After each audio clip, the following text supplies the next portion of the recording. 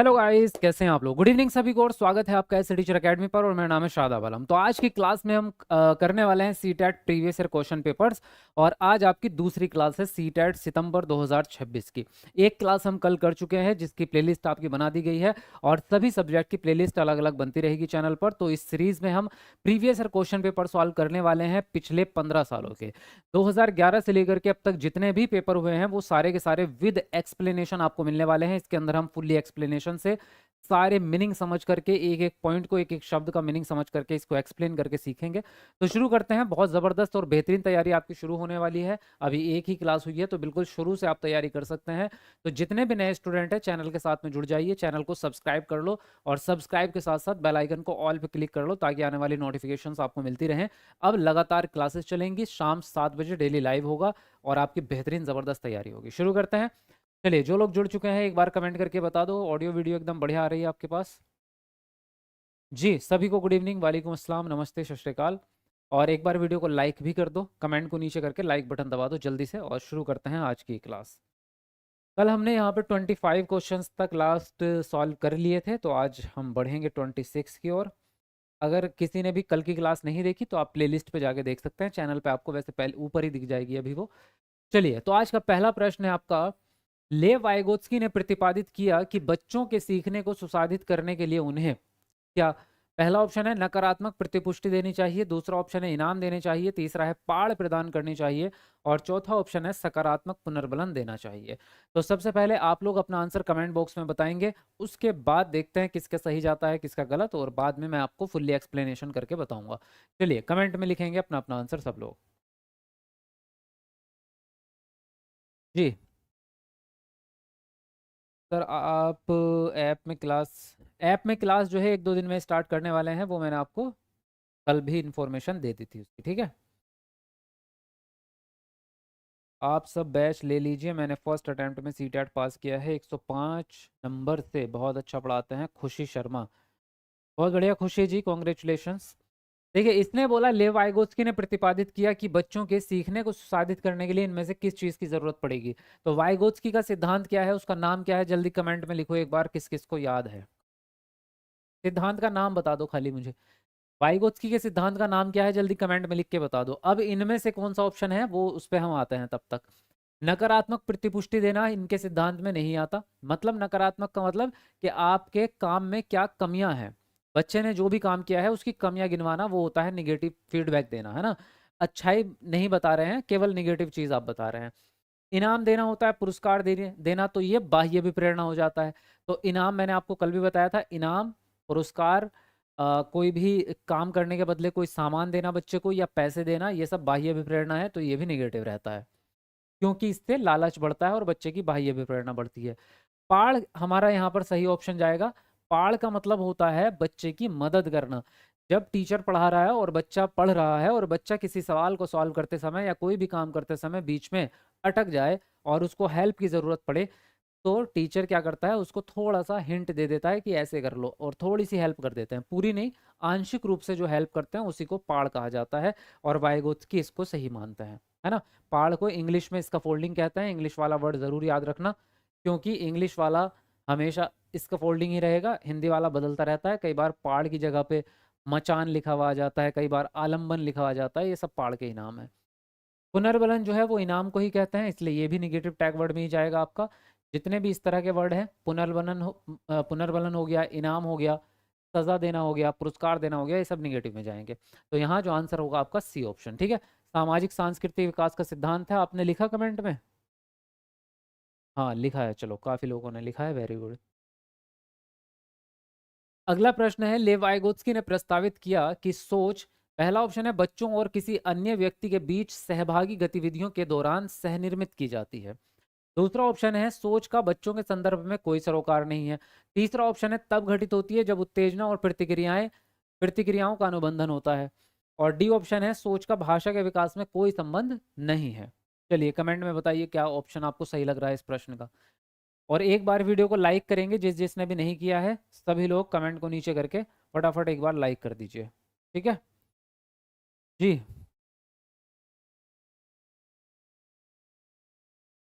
Sir, आपसे पढ़कर 5 बार CTET clear किया है और सेमिनार में बहुत मज़ा आया। क्या यूपीटेट का भी सेमिनार होगा? अच्छा, सीटेट के टॉपर पर कार गिफ्ट मिलेगा, क्या बैच लेना ज़रूरी है? हाँ, बैच लेना ज़रूरी है, बिना बैच के आप टॉपर बन भी नहीं पाएंगे, पहली बात तो ये है, क्योंकि बैच से ही टॉपर बनते हैं। इस बार भी जिसको बुलेट मिली है इनाम में, वो भी बैच के स्टूडेंट थे, तो नॉर्मली तो वैसे भी आप टॉपर नहीं बन पाएंगे। तो बैच लेना तो आपको ज़रूरी है, उससे आपके नंबर भी ज़बरदस्त आते हैं और इनाम भी मिलता है आपको। हाँ, यूपीटेट में भी सेमिनार करने की पूरी कोशिश करेंगे, लेकिन यूपीटेट और सीटेट का इस बार मैं सोच रहा हूँ कि एक साथ ही कर देंगे, क्योंकि वो दोनों एग्ज़ाम एक साथ ही आ जाएंगे। जब तक सीटेट यूपीटेट का रिजल्ट आएगा तब तक सीटेट भी हो जाएगा, तो मैं सोच रहा हूँ दोनों के सेमिनार मिक्स देखते हैं, वो जैसी कंडीशन बनेगी उस समय पे देखा जाएगा। लेव वाइगोत्स्की ने प्रस्तावित किया कि सोच, सोच का मतलब होता है चिंतन, है ना, और चिंतन का रिलेशन कौन से विकास से है, आप सबको पता चल रहा होगा। चिंतन का रिलेशन होता है संज्ञानात्मक विकास से, है ना, संज्ञान लिख रहा हूँ सिर्फ। तो संज्ञान जो है वो बच्चे के साथ किस तरह से जुड़ा हुआ है, ये आपको देखना है, वाइगोत्स्की के अनुसार देखना है। बच्चों और किसी अन्य व्यक्ति के बीच सहभागी गतिविधियों के दौरान सहनिर्मित होता है, पहला ही ऑप्शन आपका सही चला जाएगा, क्योंकि वाइगोत्स्की हमेशा ये मानते हैं कि आप जो भी ज्ञान प्राप्ति करते हैं, चाहे वो कोई सा भी विकास हो, चाहे भाषा विकास हो, चाहे सामाजिक विकास हो, चाहे नैतिक विकास हो या संज्ञानात्मक विकास हो, हमेशा समाज के साथ मिलजुल कर ही आप विकास को सीखेंगे, अकेला नहीं सीख सकता कोई भी प्राणी, कोई भी बच्चा। तो सहभागी क्रियाओं के माध्यम से आप हमेशा कोई भी चीज़ सीखेंगे, समाज में मिलजुल के ही सीखेंगे, ये इनके सिद्धांत का बिल्कुल जड़ है। और ये कहना कि बच्चों के संदर्भ में चिंतन की ज़रूरत ही नहीं है, तो बिना दिमाग का तो खाली डब्बा लेके घूमोगे क्या, है ना, तो जाहिर है बच्चों के लिए ज़रूरी तो है ही है सोच, है ना। और अनुबंधन वाली बात जहाँ भी आएगी, ये भी आपका हमेशा निगेटिव जाएगा, क्योंकि ये अनुबंधन जो है ये व्यवहारवाद में जाता है, यानी व्यवहारवादी मनोवैज्ञानिकों के अंदर जाता है, जबकि वाइगोत्स्की जो है वो रचनावादी मनोवैज्ञानिक है ना। रचनावादी मनोवैज्ञानिक वो होते हैं जो काम को करके सिखाते हैं, यानी बच्चा ही काम को करेगा, और व्यवहारवाद वो होते हैं जो बाह्य पुनर्बलन के द्वारा बाहर से लालच देके दबाव डाल के काम करवाते हैं। तो व्यवहारवाद पुराने ज़माने का हो चुका है, अब नहीं चलता, ये नेगेटिव चला जाएगा। फिर आगे भी सेम चीज़ है कि भाषा के विकास में कोई संबंध नहीं है, तो संबंध तो सारे विकास के आपस में जुड़े हैं, आपका चिंतन आपके दिमाग में ही तो भाषा बनती है, तो जाहिर है भाषा से भी रिलेशन रहेगा। आंसर जो है पहला ऑप्शन सही हो गया। समझ में आया? एक बार कमेंट में यस लिख दो जिस जिसको बात समझ में आ गई है। बाकी हम बढ़ते हैं नेक्स्ट प्रश्न की ओर। जी, क्या कह रहे हो आप?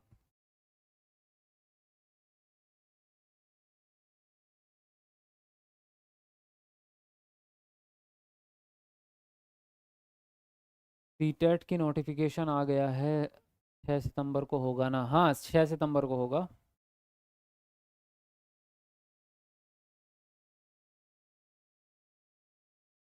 ठीक है, चलिए।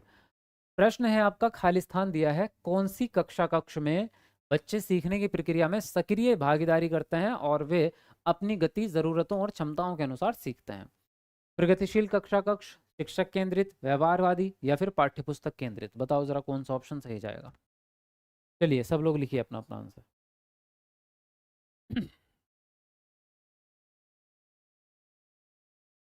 वीडियो को लाइक करते रहो जल्दी जल्दी से, जिस जिसने नहीं किया ज़रा एक बार कमेंट को नीचे करके लाइक बटन दबा दो फटाफट से।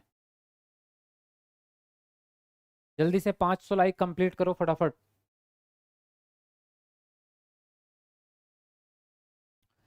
और इसने बोला आपसे कि किस प्रकार की कक्षा कक्ष में बच्चे सीखने की प्रक्रिया में सक्रिय भागीदारी निभाएंगे, और बच्चे अपने अनुसार सीखेंगे, टीचर के अनुसार नहीं सीखेंगे, यानी बच्चों के हिसाब से आपको सिखाना है। तो इसमें हमारा सही आंसर हो जाएगा प्रगतिशील शिक्षा, और प्रगतिशील शिक्षा के अंदर ही आता है आपका बाल केंद्रित शिक्षा। प्रगतिशील शिक्षा का मतलब होता है नए नई चीज़ों को एक्सेप्ट करना, नवाचार इसको हम कहते हैं। प्रगति का मतलब प्रोसेस ही होता है, यानी प्रोग्रेस, आप नई चीज़ों को एक्सेप्ट कर रहे हैं।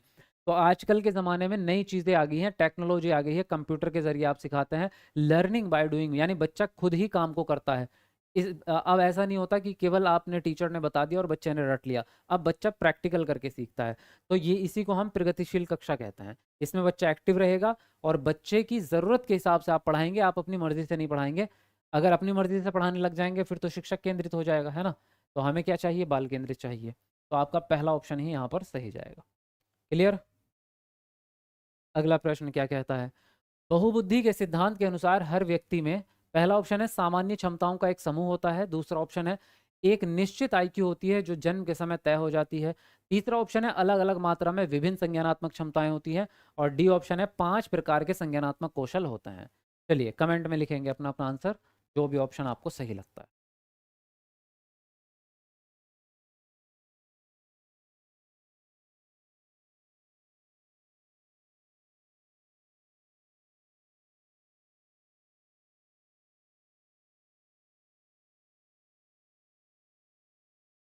जी, हम भी आ गए क्लास में। अच्छा जी, वेलकम है। अभी तक हमारे 500 लाइक्स कंप्लीट नहीं हुए भाई, जल्दी से करो जरा। 500 लाइक होने वाले हैं, ज़रा कमेंट को नीचे करके एक बार लाइक करेंगे जिसने नहीं किया। और ये आज से आपकी जिम्मेदारी है। अब आप इस बात को सीख लो कि आपको क्लास में आते ही क्लास को लाइक ज़रूर करना है, ये आपकी गुरु दक्षिणा है, ठीक है। क्योंकि यहाँ यूट्यूब पे तो फ्री क्लासेस है ना, कोई पैसे थोड़ी लग रहे हैं आपके। तो हमारे मोटिवेशन के लिए आप एक लाइक ज़रूर करेंगे सभी लोग, ये आपकी एज अ स्टूडेंट, आप छात्र हैं तो आपके शिक्षक के लिए ये गुरु दक्षिणा रहेगी, आपको लाइक ज़रूर करना है हर रोज़, ठीक है, ईमानदारी से। बहुबुद्धि के सिद्धांत के अनुसार, बहुबुद्धि का सिद्धांत किसका है, पहले मनोवैज्ञानिक का नाम लिख दो जल्दी कमेंट में, किस किस को याद है। कौन से मनोवैज्ञानिक ने बहुबुद्धि का सिद्धांत दिया है, जल्दी से बता दीजिए एक बार। और कहा क्या है इन्होंने, इन्होंने कहा है कि बुद्धि एक प्रकार की नहीं बल्कि बहुत प्रकार की होती है। बहू का नाम तभी पड़ा है ना, ये जो बहू है मतलब आपके घर वाली बहू नहीं है, ये बहू मतलब बहुत सारे, मल्टीपल। तो मल्टीपल बुद्धि होती है, एक नहीं होती, ये कहते हैं, कौन कहते हैं, हार्वर्ड गार्डनर, जिनको मैंने अभी पूछा था आपसे मनोवैज्ञानिक का नाम। हार्वर्ड गार्डनर का बहुबुद्धि का सिद्धांत है, जिसमें इन्होंने कहा कि हर व्यक्ति में विभिन्न प्रकार की बुद्धि मौजूद है। लेकिन यहाँ पर इसने कहा सामान्य क्षमताओं का एक समूह है। समूह तो है लेकिन सामान्य क्षमताओं का नहीं है, विशेष क्षमताओं का है। आपके दिमाग में जितनी भी क्षमताएं हैं वो सारी स्पेशल हैं, वो कोई आम थोड़ी है, सामान्य थोड़ी है। एक निश्चित आईक्यू होगी नहीं, आपकी आईक्यू निश्चित नहीं होती, उसको बढ़ाया जा सकता है। आपकी बुद्धि जो है वो ट्रेनिंग के माध्यम से या पढ़ाई लिखाई करके ज्ञान के माध्यम से बढ़ सकती है। अलग अलग मात्रा में अलग अलग क्षमताएं होती हैं, ये आंसर आपका राइट जाएगा। 5 प्रकार की होती है क्या, नहीं तो 8 या 9। एनसीईआरटी के हिसाब से 8 और साइकोलॉजी के हिसाब से 9 प्रकार की बुद्धि होती है। तो 5 प्रकार का जिक्र तो है ही नहीं, है ना। तो आंसर जो जाएगा आपका सी ऑप्शन जाएगा। किस किस को समझ में आ गया जरा बताओ, बोलो जल्दी बोलो। अगला प्रश्न है, बालक एवं बालिकाओं की निजी भाषा संज्ञानात्मक विकास में महत्वपूर्ण भूमिका रखती है क्योंकि वह स्वचिंतन को निर्देशित एवं नियंत्रित करती है। इस प्रत्यय के समर्थक कौन है, Noam Chomsky, gene पियाजे, Jerome Bruner या फिर लेव वाइगोत्स्की। बताइए कौन सा ऑप्शन यहाँ पर सही है आपका, कमेंट में लिखेंगे अपना अपना आंसर।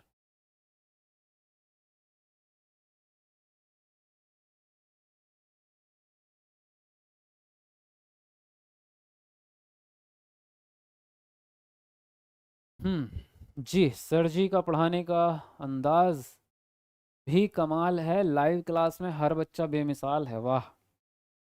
जो एक बार दिल से समझ ले उनकी बात, उसका सिलेक्शन होना भी पक्का ख्याल है। क्या नाम है आपका, नाम तो आपने लिखा नहीं लेकिन शायरी बहुत अच्छी लिखी है, वेरी गुड। चलिए अब देखते हैं इसने क्या पूछ लिया। बालक एवं बालिकाओं की निजी भाषा संज्ञानात्मक विकास में महत्वपूर्ण भूमिका निभाती है क्योंकि वे स्वचिंतन में काम आती है। अब आप यहाँ पर, मुझे पता है 2 ऑप्शन पे जा रहे होंगे आप, है ना, ज़्यादातर यहाँ पर डिफरेंट आंसर आएंगे।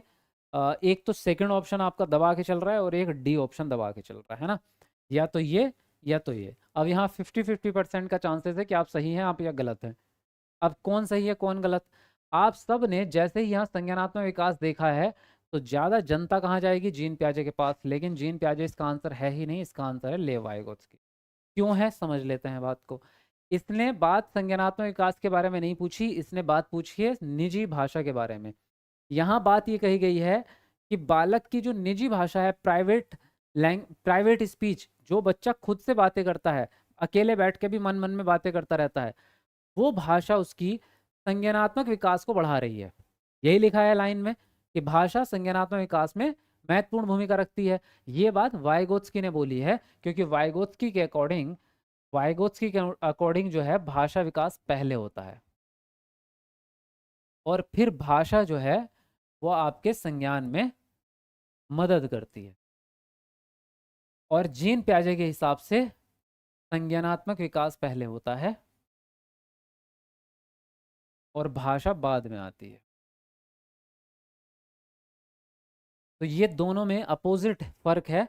तो यहाँ पर आप जाहिर है देख सकते हैं कि निजी भाषा जो है वो संज्ञान को बढ़ा रही है, इसका मतलब भाषा पहले आई है। ये बात वाइगोत्स्की ने बोली है। आंसर जाएगा आपका डी ऑप्शन। क्लियर। दूसरी चीज चलो एक और बता देता हूँ। ये जो शब्द है निजी भाषा का, ये दिया ही वाइगोत्स्की ने। जो जीन प्याजे का जो वर्ड है वो है आत्म केंद्रित भाषा।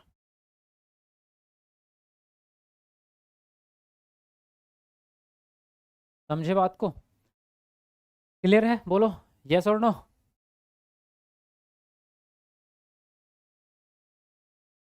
चॉम्स्की ने भी कहा है, चॉम्स्की ने भी कहा है, लेकिन ये नहीं कहा। चॉम्स्की की बातें अलग है। चॉम्स्की ने जो बात बोली है वो ये है कि बच्चे में भाषा सीखने की क्षमता जन्मजात होती है।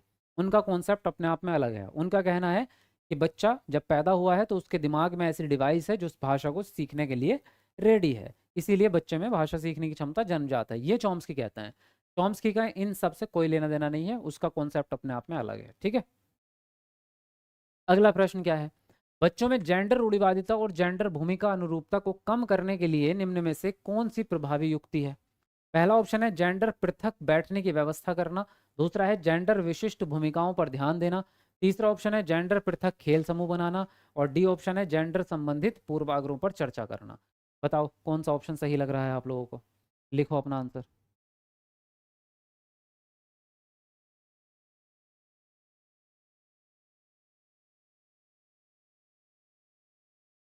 चलो जल्दी जल्दी लिखो अपना अपना आंसर, और कमेंट नीचे करके एक बार लाइक करेंगे सब लोग जिसने नहीं किया।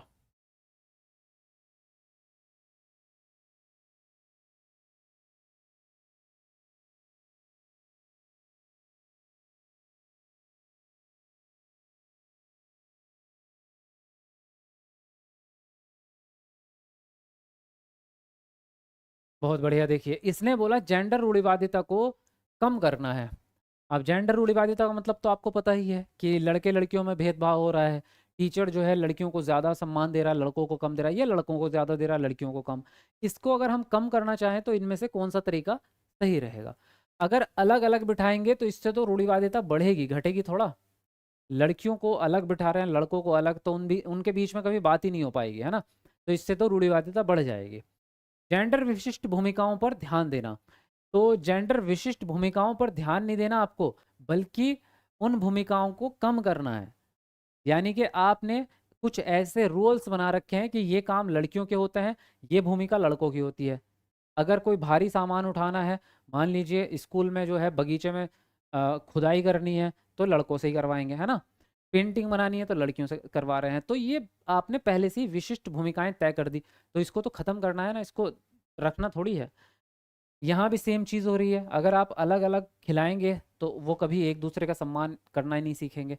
तो हमें क्या करना है, जेंडर रूढ़िवादिता पर बच्चों के साथ चर्चा करनी है। और जब आप चर्चा करेंगे तो बच्चे अपने मन की बात आपके सामने रखेंगे और आप उनको सही जवाब दे पाएंगे। तो उनके दिमाग में जो भी पुरानी बातें हैं या जो भी गलत कॉन्सेप्ट हैं वो दूर हो जाएंगे। तो चर्चा करना एक बेस्ट तरीका होता है। डी ऑप्शन यहाँ पर सही है। अगला प्रश्न क्या कह रहा है? सीखने सिखाने को हर बच्चे के लिए उपयुक्त व प्रभावशाली बनाने के लिए एक टीचर को क्या करना चाहिए? पहला ऑप्शन है बच्चों को संलग्न करने के लिए विविध गतिविधियां करनी चाहिए। दूसरा है व्यक्तिगत विभिन्नताओं को नज़रअंदाज व खारिज करना चाहिए। तीसरा है मूल्यांकन के तरीके में बेहद अनम्य होना चाहिए। और डी है एक समान व मानकीकृत पाठ्यचर्या का पालन करना चाहिए। बताइए कमेंट करके कौन सा ऑप्शन सही लगता है।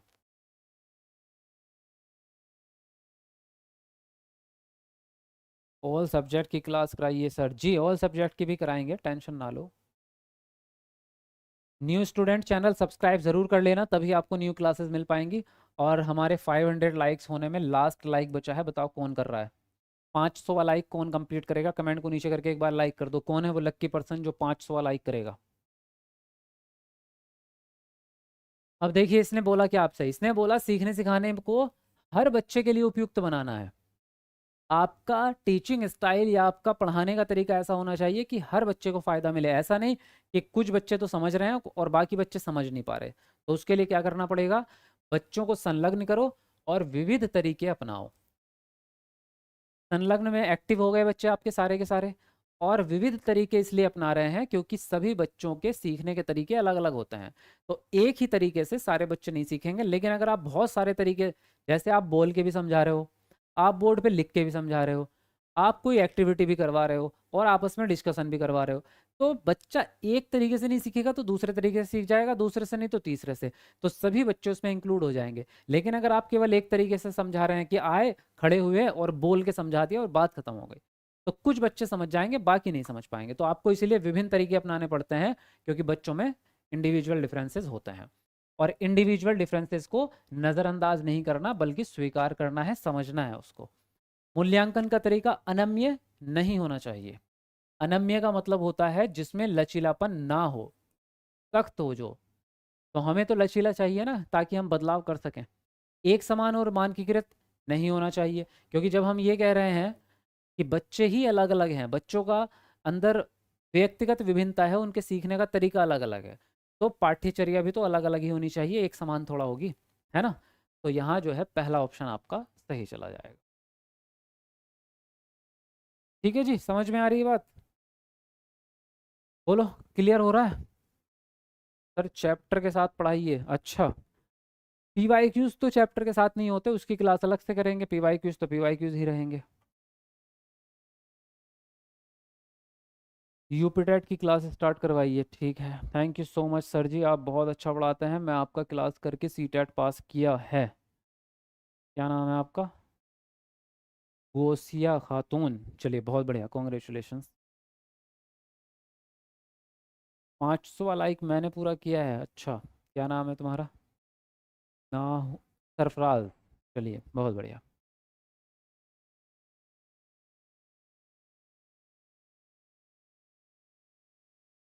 सीटेट में मैथिली भाषा होगा क्या सर? सीटेट में मैथिली भाषा शायद नहीं है, मैथिली नहीं है उसमें। अब देखिए, इसने बोला आपका कथन ए, एक सामाजिक रचनात्मक कक्षा में स्मरण पर आधारित लिखित परीक्षाएं मूल्यांकन का एकमात्र तरीका होना चाहिए। और तर्क है, बच्चे रटकर स्मरण करने द्वारा सबसे प्रभावी ढंग से सीखते हैं। तो ए और आर के हिसाब से कौन सा ऑप्शन सही होगा इनमें से, ये आपको बताना है। चलिए कमेंट में बताएंगे आप।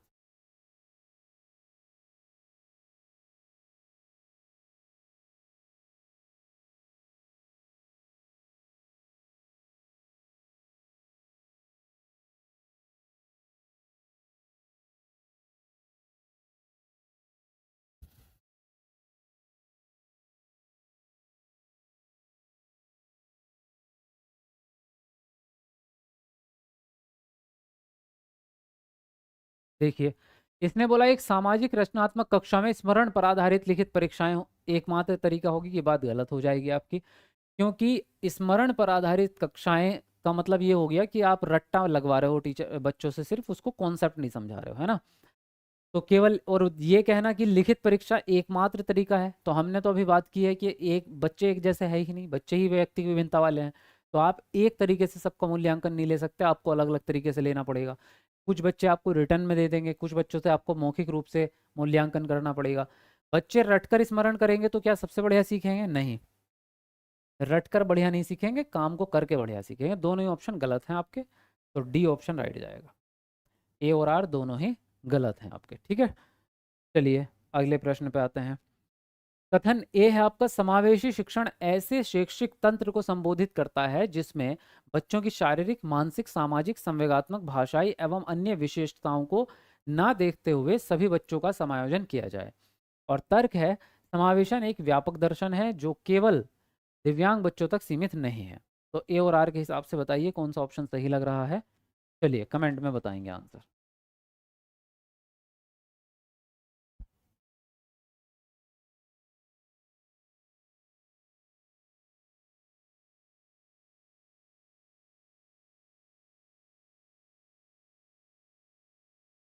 पेपर 2 के लिए भी है क्या? हाँ बिल्कुल, पेपर 1 पेपर 2 दोनों के लिए है, क्योंकि सीडीपी कॉमन सब्जेक्ट होता है, तो दोनों का साथ में चला रहे हैं।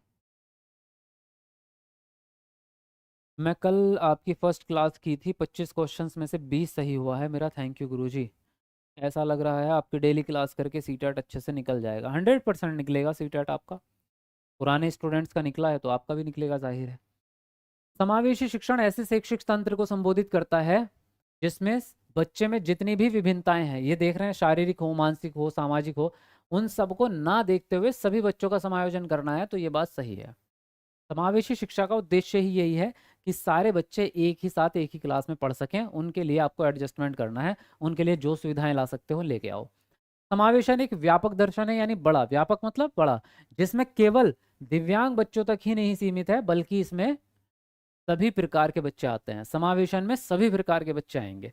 तो दोनों ही बातें सही हैं और दोनों ही बातें समावेशन से रिलेटेड है, तो व्याख्या भी सही हो जाएगी। तो पहला ही ऑप्शन आपका सही है। ए और आर दोनों सही है और आर ए की सही व्याख्या भी कर रहा है। अगला प्रश्न क्या कहता है?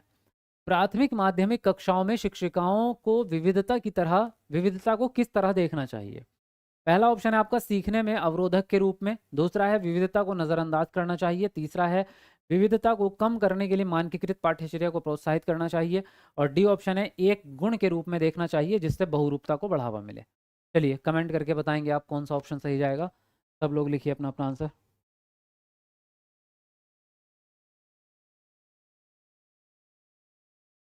ये हमारी डेली लाइव क्लास जो है शाम को 7 बजे होती है भाई, तो सभी लोग शाम को 7 बजे जुड़ेंगे हमारे साथ, ठीक है। लाइव जो होगा वो डेली शाम को 7 बजे होगा। और अब मैं 1-2 दिन बाद जो है, कुछ ही दिन के अंदर मैराथन क्लास भी करूँगा, तो आपको डेली लाइव आना है। 7 बजे मैराथन होगी, उसमें एक सब्जेक्ट को एक बार में ख़त्म करेंगे निचोड़ के साथ। तो आप सब लोग अब रेडी हो जाओ पढ़ाई करने के लिए, ज़बरदस्त तैयारी आपकी होने वाली है।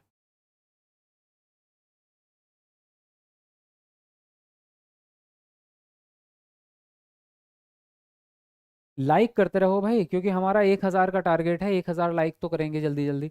प्राथमिक माध्यमिक कक्षाओं में शिक्षिकाओं को विविधता को कैसे देखना है? विविधता का मतलब क्या हुआ? डाइवर्सिटी, यानी आपकी क्लास में विभिन्न प्रकार के बच्चे हैं, उसी को डाइवर्सिटी कहते हैं। कुछ बच्चे दृष्टि बाधित हो सकते हैं, कोई श्रवण बाधित होगा, कोई सामान्य बच्चे होंगे, है ना। कुछ बच्चे ऐसे होंगे जो बहुत ज़्यादा बोलते होंगे, कुछ ऐसे जो बहुत कम बोलते होंगे, अलग अलग प्रकार के। तो क्या ये सीखने में अवरोधक है? नहीं, कोई रुकावट नहीं आएगी। क्या आप विविधता को नज़रअंदाज करेंगे? नहीं करेंगे। अगर आपने विविधता को नज़रअंदाज किया तो आप कभी भी अच्छी टीचिंग नहीं कर पाएंगे, क्योंकि सारे बच्चों को आप सही तरीके से पढ़ा नहीं पाएंगे। विविधता को कम करने के लिए, पहली बात तो विविधता को कम करना आपका काम है ही नहीं, और आपको कम भी नहीं करनी। जो बच्चों की विशेषताएं हैं उसको ख़त्म नहीं करेंगे आप, बल्कि उन विशेषताओं के अनुसार ही पढ़ाई करवाएंगे। तो आपको पहली बात तो कम करने की ज़रूरत नहीं है। दूसरी बात, मानकीकृत पाठ्यचर्या वैसे ही निगेटिव टैग वर्ड है। तो आपका आंसर राइट होगा डी ऑप्शन। विविधता को एक गुण के रूप में देखना चाहिए जिससे बहुरूपता को बढ़ावा मिले। यानी आप विविधता को एक्सेप्ट करो और उन्हीं की जो विशेषता है उसको एज अ मीडियम इस्तेमाल कर लो, यानी उनको पढ़ाने के लिए उन्हीं गुणों का इस्तेमाल कर लो। तो आपका जो आंसर जाएगा डी ऑप्शन जाएगा यहाँ पर। ठीक है भाई, कैसी लग रही है क्लास आपको? बताएंगे ज़रा एक बार कमेंट करके, फीडबैक बताओ। समझ में आ रहा है सब चीज़ें? कैसी लगी क्लास? अगला प्रश्न है, कार्तिक जो 5वीं कक्षा में पढ़ता है उसे अपने दोस्तों और शिक्षकों के साथ मौखिक और गैर मौखिक सामाजिक संवाद करने में निरंतर मुश्किल होता है, ये किसका लक्षण है? लेखन वैकल्य, गुणज वैकल्य, स्वलीनता या पठन वैकल्य। इंग्लिश में भी ये पूछे जाते हैं डायरेक्ट। डिस्ग्राफिया, डिसकैलकुलिया, ऑटिज्म या डिसलेक्सिया। बताएंगे आप कौन सा ऑप्शन सही होगा?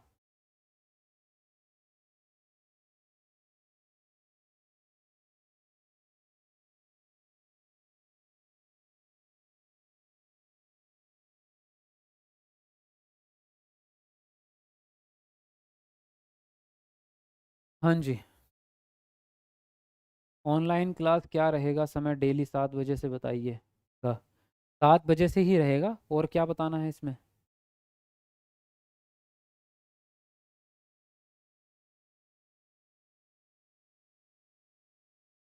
चलिए, इसने बोला कार्तिक जो 5वीं कक्षा में पढ़ता है उसे अपने दोस्तों और शिक्षकों के साथ मौखिक और गैर मौखिक सामाजिक संवाद करने में दिक्कत आ रही है। दो चीजें हैं इसमें, एक तो सामाजिकता, एक संवाद। ये ऑटिज्म का लक्षण है। किसका? ऑटिज्म का, जिसको हम स्वालीनता कहते हैं। ऑटिज्म वाले बच्चों के और भी लक्षण होते हैं, कहूँ तो बता दूं? यस लिख दो कमेंट में अगर चाहते हो कि और भी बता दूं। लेखन वैकल्य होता है आपका क्या, जिसको लिखने में दिक्कत है। गुणज वैकल्य जिसको गुणा भाग पूरे गणित में कैलकुलेशंस में दिक्कत है। पठन वैकल्य जिसको पढ़ने में दिक्कत है यानी डिसलेक्सिया। कुलीनता वाले बच्चे को सबसे ज़्यादा दिक्कत आती है व्यवहार में। किसमें? बिहेवियर प्रॉब्लम होता है इसमें। इसमें कई सारे प्रॉब्लम होते हैं। एक तो जैसे बातचीत करने में भाषा की कमी होती है इनमें, ठीक है, भाषा कम होती है इनमें। इनमें सामाजिक विकास भी कम ही होता है, थोड़ा सा सामाजिक विकास कम होता है। अकेले रहना पसंद करते हैं। ये ज़्यादा किसी से मिलते जुलते नहीं है और ये आई कांटेक्ट भी नहीं करते। आपसे बात करेंगे तो नीचे नज़रें झुका के करेंगे, आई कांटेक्ट नहीं करेंगे, ठीक है। इनको अपने डेली रूटीन में बदलाव पसंद नहीं होता। डेली रूटीन में बदलाव नहीं चाहिए इनको। इनको एक ही जैसा डेली रूटीन चाहिए, जो काम जिस समय होना है वही होगा। तो ये इसके कुछ खास लक्षण होते हैं जो ऑटिज्म वाले बच्चों में देखने को मिलते हैं, ठीक है। कितने समय तक रहेगा प्रतिदिन? यही लगभग 1.5 घंटे की हम क्लास करते हैं, इससे ज़्यादा नहीं। कभी 1 घंटा, कभी 1.5 घंटा, कभी मैराथन करेंगे तो वो चलेगी आपकी 5 5 घंटे तक।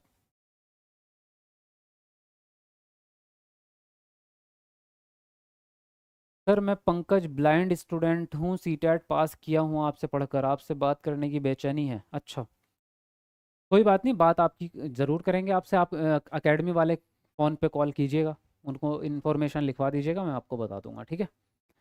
आगे आइए। अगला प्रश्न है आपका, निम्न में से कौन से शिक्षा शास्त्रीय प्रावधान एक दृष्टिबाधित विद्यार्थी की ज़रूरतों के अनुसार उपयुक्त समायोजन है? पहला ऑप्शन है कक्षा में गैर जरूरी बाधाओं को हटाना। दूसरा है विभिन्न प्रकार का दृश्यिक प्रस्तुतिकरण देना। तीसरा है बहुत से विज्ञप्ति पत्रक देना जिसमें संकलनात्मक चित्रण हो। और फोर्थ है आपका कक्षाई अधिगम को परिशिष्ट करने के लिए अभिलिखित अभिलिखित सामग्री देना। तो इनमें से जो पॉजिटिव लगे वो चुन करके उसके हिसाब से आंसर देना है आपको। कमेंट में बताओ जल्दी से, बताओ कौन सा ऑप्शन सही लगता है आपको। सर आप बहुत अच्छे से एक्सप्लेनेशन के साथ पढ़ाते हो, थैंक यू सो मच जी। मैं आपका ओल्ड स्टूडेंट हूँ मुजम्मिल। अच्छा, टेट के लिए कब क्लास है? टेट के लिए भी डेली करेंगे अब। मैं बस उसके ही सोच रहा हूँ कि किस टाइम पे उसको रखा जाए, बस जल्दी से इसको शुरू करेंगे, ठीक है।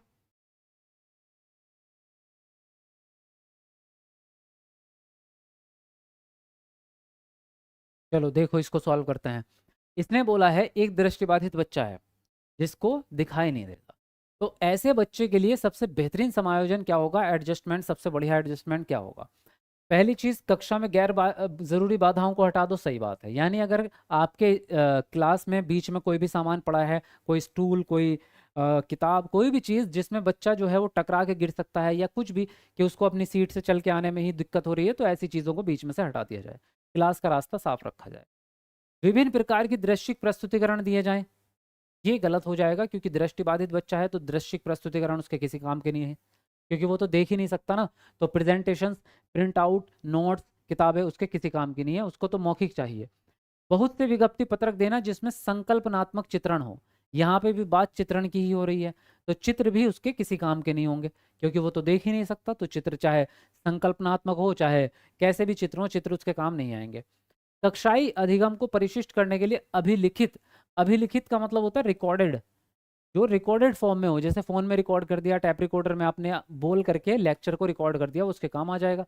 पहला और चौथा सही है यहाँ पे, यानी कि आपका आंसर है सी ऑप्शन। समझ में आया? बोलो जल्दी एक बार कमेंट में यस और नो, जल्दी बोलो। अगले प्रश्न पे आते हैं। रचनात्मकता की एक महत्वपूर्ण विशेषता क्या है भाई? पहला ऑप्शन है अपसारी सोच, कई अलग अलग विचारों या उत्तरों को प्रस्तावित करने की क्षमता। दूसरा है अभिसारी सोच, एक उत्तर पर ध्यान केंद्रित करने की क्षमता। तीसरा है निष्क्रिय नकल की क्षमता। और डी है आपका गद्यांशों को रटने का कौशल। बताओ कौन सा ऑप्शन सही लग रहा है, कमेंट में लिखिए अपना आंसर। यस सर, समझ गए, बहुत बढ़िया। चलो 700 लाइक्स हमारे होने वाले हैं भाई, 2 लाइक कम है, बताओ कौन पूरे करेगा, जल्दी से बताओ। कमेंट को एक बार नीचे करके लाइक कर दो जल्दी, 700 लाइक पूरे करेंगे जिसने नहीं किया, ईमानदारी से सब लोग करेंगे।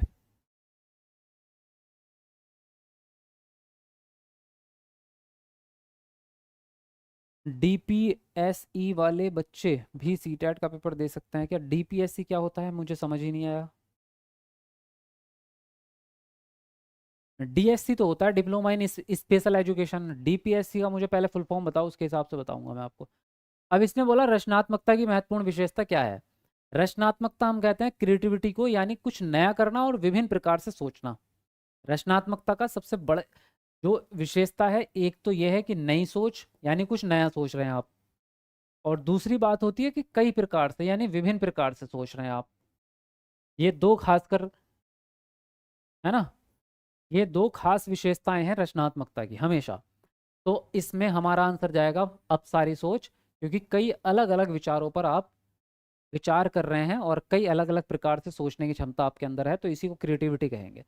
अभिसारी सोच यानी केवल एक ही तरीके से आप सोच पा रहे हैं, तो वो आपका गलत हो जाएगा, वो क्रिएटिविटी नहीं है, फिर वो रट रहे हैं आप। नकल करेंगे आप तो भी दिक्कत है, उसमें भी आपके अंदर कुछ नई सोच नहीं आ रही है। गद्यांशों को रटेंगे, रटना भी आपका निष्क्रिय ही काम है, रटने में कोई नई सोच या नया दिमाग नहीं आता, कोई नई इन्फॉर्मेशन भी आप नहीं सीख रहे। तो आपका जो आंसर है वो पहला ऑप्शन जाएगा। अगला प्रश्न है, यदि शिक्षिका विद्यार्थियों की रचनात्मकता का आकलन करना चाहती है तो उसे कौन सा काम नहीं करना चाहिए। पहला ऑप्शन है परिणाम से अधिक प्रक्रिया पर ध्यान केंद्रित करना चाहिए। दूसरा है विद्यार्थियों की आपस में तुलना करना चाहिए। तीसरा है विद्यार्थियों की उनके पूर्व निष्पादन से तुलना करनी चाहिए। और डी ऑप्शन है स्व मूल्यांकन के अवसर प्रदान करने चाहिए। बताओ कौन सा ऑप्शन सही जाएगा, सब लोग लिखेंगे आंसर। सर मेरा सीटेट क्लियर हो गया है फरवरी। बहुत बढ़िया भाई।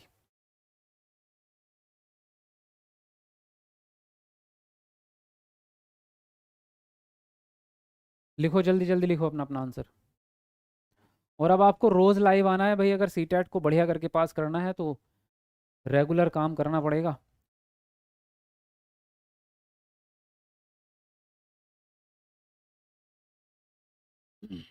Diploma in pre school education. Pre school education वालों को पहली बात तो सीटेट की ज़रूरत ही नहीं होती, और अगर आप करना चाहें तो कर सकते हैं। नर्सरी, वहीं नर्सरी के टीचर आप बनेंगे, उसमें सीटेट की ज़रूरत ही नहीं है। यदि शिक्षिका विद्यार्थियों की रचनात्मकता का आकलन करना चाहती है तो उसे कौन सा काम नहीं करना।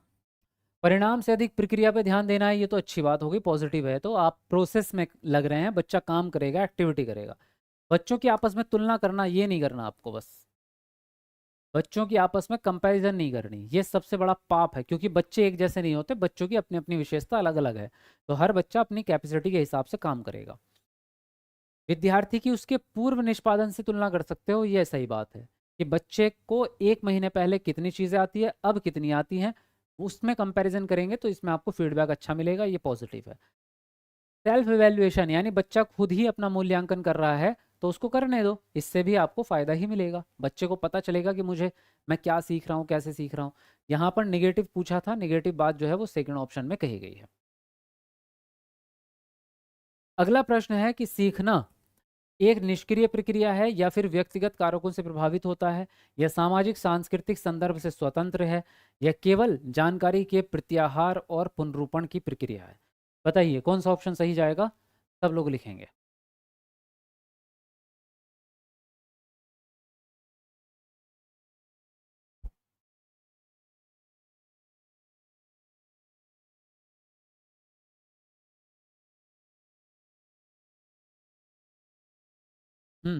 जल्दी लिखेंगे सब लोग अपना अपना आंसर।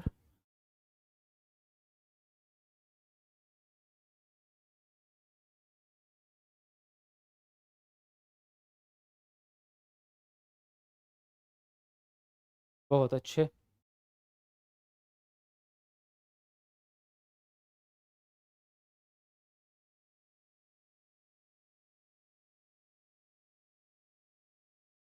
इसने बोला सीखना निष्क्रिय तो हो नहीं सकता भाई, ये तो गलत हो जाएगा, क्योंकि काम को करके सीखेंगे आप।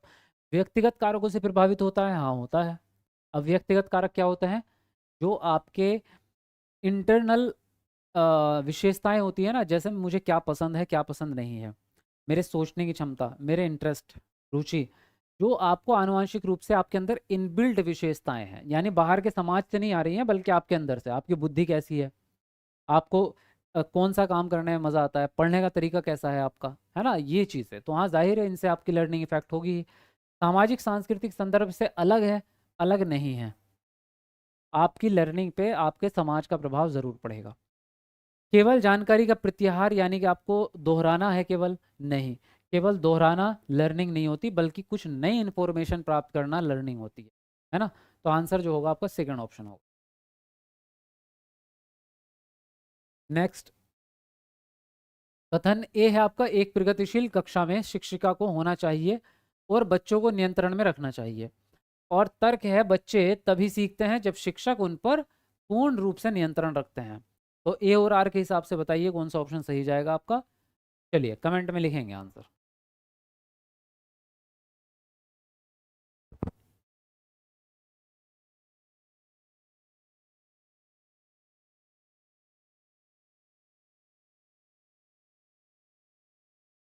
हाँ, लिखते रहो अपना अपना आंसर सब लोग।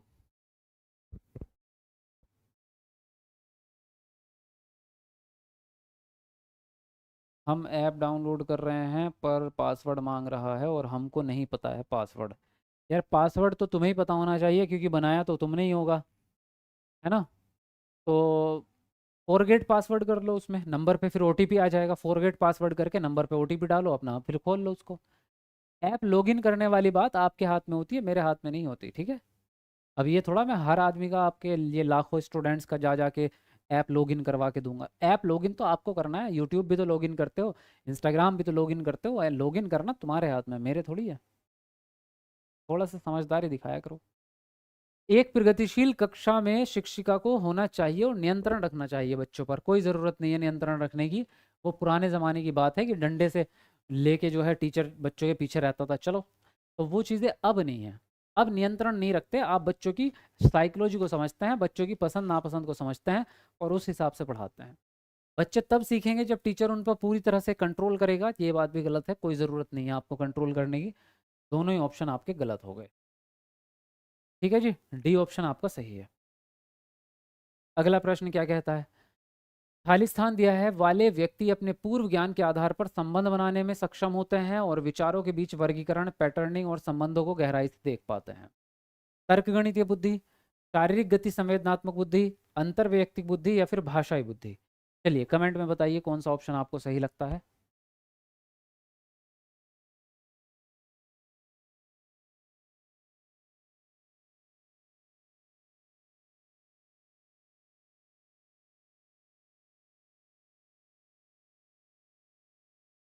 अब बच्चों का राज चलता है, हाँ अब बच्चों का राज चलता है। सर मैं आईफोन का पासवर्ड भूल गई हूँ, अब क्या करूँ। अबे यार, तो मैं क्या बोलूँ तुम्हें, है ना। घर में ताला लगा के उसकी चाबी समुद्र में फेंक दो और फिर मुझसे आगे कहो सर मैं अपने घर के ताले की चाबी भूल गई हूँ, बताओ क्या करूँ। अब मैं, मुझे क्या पता तुम क्या करोगे भाई। तुम्हारा फोन तुम्हारे हाथ में है, मैं क्या करूँ इसमें। तुम पासवर्ड भूलो, पासवर्ड याद करो, पासवर्ड बनाओ।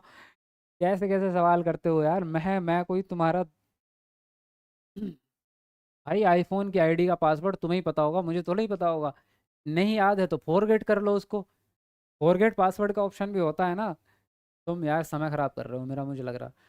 कौन सी बुद्धि वाले व्यक्ति अपने पूर्व ज्ञान के आधार पर संबंध बनाते बनाते हैं भाई, और विचारों के बीच में वर्गीकरण। देखो वर्गीकरण और संबंध बनाना, पैटर्न बनाना, ये सब कुछ रीजनिंग का कमाल होता है ना। आपके दिमाग का तर्क, आपकी तर्क क्षमता को दर्शाता है। तो यहाँ पर जो बुद्धि होगी वो भी तार्किक बुद्धि ही होगी आपकी, तार्किक गणितीय बुद्धि। शारीरिक गतिक बुद्धि आपके फिजिकल कामों में भागना, दौड़ना, खेलना कूदना, इसमें काम आती है। अंतर व्यक्ति इमोशंस पे कंट्रोल करती है, भाषाई बुद्धि बोलने पे। तो यहाँ पहला ऑप्शन आपका सही जाएगा। ठीक है, समझ गए बात को।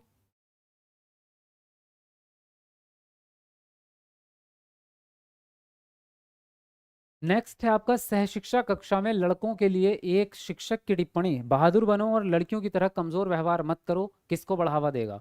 जेंडर समता, जेंडर रूढ़िवादिता, जेंडर भूमिका में लचीलापन या फिर जेंडर समानता। लिखिए अपना आंसर, बताइए इनमें से कौन सा सही लग रहा है। चलो लिखो अपना अपना आंसर सब लोग। हाँ जी, खाने में नमक ज़्यादा हो गया सर जी, कैसे ठीक करें, ये भी सर से ही पूछ लो। हाँ तो पानी मिला दो 1 किलो उसमें। इसका तो मैं बता दूंगा, इसका तो सही है तरीका है ना। अगर खाने में नमक ज़्यादा हो गया है तो उसमें 2-4 लीटर 1 बाल्टी पानी डाल दो, उसमें नमक ख़त्म। फिर नमक का पता ही नहीं चलेगा आपको कहाँ गया नमक। सबसे बढ़िया तरीका है। सह शिक्षा कक्षा में लड़कों के लिए एक टिप्पणी है कि बहादुर बनो, लड़कियों की तरह व्यवहार मत करो, वो भी कमज़ोर। यानी इनडायरेक्टली आप लड़कियों को कमज़ोर कह रहे हो, है ना, और लड़कों को बहादुर कह रहे हो। यानी आप जेंडर के हिसाब से काम चला रहे हो, जेंडर रूढ़िवादिता है, जाहिर सी बात हो गई। सेकेंड ऑप्शन राइट जाएगा, है ना। नेक्स्ट है, निम्न में से कौन सतत और समग्र मूल्यांकन के प्रमुख अभिलक्षण है। तो पहला ऑप्शन है, इसका प्राथमिक उद्देश्य विद्यार्थियों का पृथक्करण और नामीकरण है। दूसरा है, यह शिक्षकों को अपने शिक्षा शास्त्र पर मनन करने का अवसर देता है। ये मनन है ना। यह मूल्यांकन को सीखने का हिस्सा मानता है। और डी ऑप्शन है आपका, यह डर और चिंता पैदा करके सीखने को बढ़ाता है। इनमें से बताओ कौन से पॉजिटिव ऑप्शन लग रहे हैं आपको। चलो लिखो अपना अपना आंसर कमेंट में। हाँ जी आसिफ जी, ये बात तो मैंने आपकी सवाल का जवाब कल भी दिया था। आपने बोला है कि डीएलएड बीएड 2025 से 27 वाले सीटेट भर सकते हैं क्या, तो हाँ भर सकते हैं। सर हम बैच लेना चाहते हैं लेकिन ऐप डाउनलोड नहीं हो रहा है। तो भाई डाउनलोड में आपका नेटवर्क नहीं चल रहा होगा ठीक से, बाकी तो और कोई दिक्कत आएगी नहीं। जहाँ पर नेटवर्क सही आ रहे हो वहाँ जाकर डाउनलोड कर लो।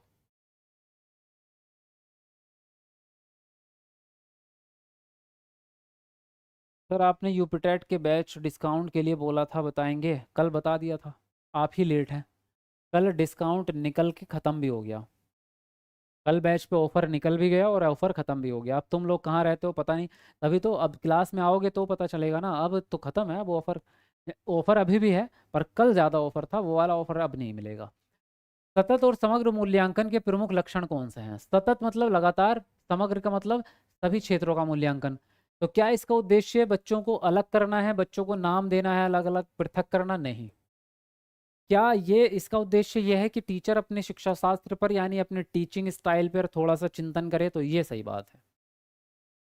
मूल्यांकन का उद्देश्य सिर्फ बच्चों को आकलन करना नहीं होता, टीचर का आकलन करना भी होता है कि हमने जो पढ़ाया क्या वो तरीका सही था या नहीं। मूल्यांकन को सीखने का हिस्सा मानेगा, बिल्कुल सही बात है। जो आपकी जो आप परीक्षा ले रहे हैं बच्चे की, जो वीकली या डेली डेली जो ऑब्जर्वेशन कर रहे हैं, वो इसीलिए कर रहे हैं ताकि लर्निंग और अच्छी हो सके।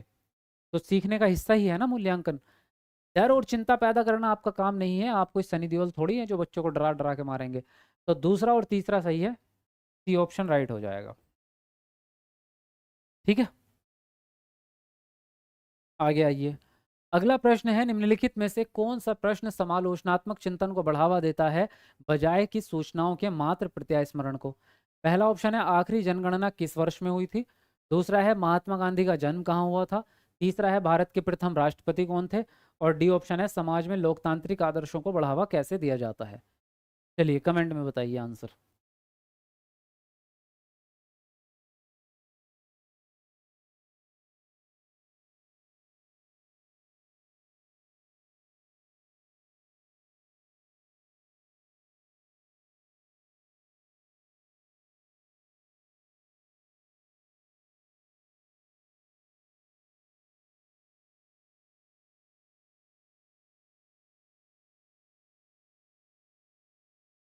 चलो हमारे 800 लाइक्स होने वाले हैं भाई।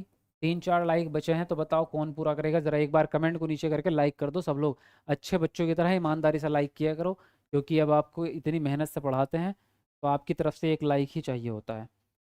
इसने बोला, निम्नलिखित में से कौन सा प्रश्न है जो समालोचनात्मक चिंतन को बढ़ाएगा। मैंने आपको कल ही इसकी ट्रिक बता दी, सिंपल सी। चारों में से ऐसा प्रश्न जिसका एक से ज़्यादा उत्तर हो सके, फिक्स आंसर ना हो, वही सही आंसर है। आखिरी जनगणना किस वर्ष हुई थी, एक ही उत्तर होगा फिक्स। महात्मा गांधी का जन्म एक ही बार हुआ होगा, 2 बार तो हो नहीं सकता। भारत के प्रथम राष्ट्रपति एक ही होंगे। समाज में लोकतांत्रिक आदर्शों को कैसे बढ़ावा मिलेगा, इसके बहुत सारे तरीके हो सकते हैं। इसका हर बच्चा अपना अपना जवाब दे सकता है और तरीके भी बहुत सारे हैं। तो इसमें सोचने के लिए जगह मौजूद है। इसमें सोचने के लिए जगह ही कहाँ है। अगर मैं आपसे कहूँ भारत की राजधानी क्या है, तो इसमें सोचने का अपना चिंतन करने की जरूरत ही नहीं है, पहले से ही पता है ना, फिक्स है। लेकिन अगर मैं आपसे ये कहूँ कि बताओ पानी की कमी को दूर कैसे किया जाए, तब आप थोड़ा दिमाग लगा सकते हो, है ना। तो डी ऑप्शन सही है। नेक्स्ट है वंचित समूहों के विद्यार्थियों के समावेशन को सफल बनाने के लिए शिक्षकों को क्या करना है। पहला ऑप्शन है अलग अलग प्रकार की गतिविधियों के माध्यम से उनकी संस्कृति के विभिन्न पहलुओं को शामिल करना चाहिए। दूसरा है उन्हें सांस्कृतिक गतिविधियों में भाग लेने के लिए हतोत्साहित करना चाहिए और पढ़ाई पर ध्यान देने के लिए कहना चाहिए। सी ऑप्शन है आपका उन्हें सांस्कृतिक गतिविधियों में भाग लेने के लिए प्रोत्साहित करना चाहिए परंतु पढ़ाई पर नहीं। और डी ऑप्शन है प्यार से उनके माता पिता को उन्हें घर पर ट्यूशन पढ़ाने को कहना चाहिए। चलिए बताइए कौन सा ऑप्शन सही लगता है आपको, कमेंट में लिखिए अपना अपना आंसर।